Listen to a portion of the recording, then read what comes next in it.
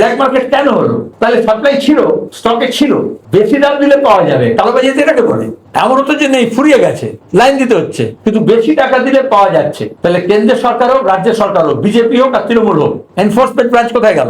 মমতা ব্যানার্জি এই ব্ল্যাক মার্কেটের বিরুদ্ধে কি ব্যবস্থা নিলেন? মজুদারির বিরুদ্ধে কি ব্যবস্থা নিলেন? স্টক প্রাইসিং এর বিরুদ্ধে কি ব্যবস্থা নিলেন? হোর্ডিং এর ব্যবস্থায় কি ব্যবস্থা নিলেন? শুধু নিজে হোর্ডিং লাগিয়ে দিলে হবে? এই মোদি গত নির্বাচনে একটা মহিলার ছবি, সাধারণ ঘরের মহিলার ছবি আর গ্যাসের সিলিন্ডার দিয়ে ছবি লাগিয়ে ভোট করেছিলেন। এই মমতা ব্যানার্জি যখন বামফ্রন্ট সরকার ছিল তখন এরকম থালা বাটি নিয়ে মিছিল করেছিলেন, এত দাম খাবো কি? আর এখন 15 বছর ধরে বলছেন এত টাকা রাখবো কোথায়? বিদেশি ব্যাংকে, ভাইপোর বউয়ের অ্যাকাউন্টে, বিদেশি ভাইপোর বিদেশি বান্ধবীদের অ্যাকাউন্টে। তাহলে 15 বছর ধরে কোনো জিনিসের দাম বাড়েনি? সবজির দাম বাড়েনি? আলুর দাম পাচ্ছে না কৃষকরা। আরামবাগে, বর্ধমানে, মেদিনীপুরে, দিনাজপুরে, কুচবিহারে, হুগলিতে ত্রাহি দাও।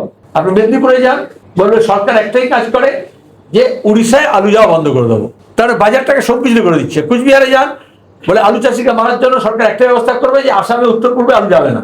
বর্তমানে যান, বলবে ঝাড়খণ্ডে আলু যাওয়া বন্ধ করে দিয়েছে। তাহলে আমাদের রাজ্যে যা খরচ হচ্ছে আলু চাষের তা পাচ্ছে না।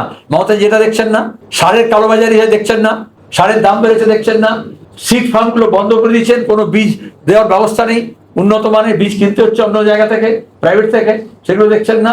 সুতরাং এইসব নাটক করে লাভ নেই।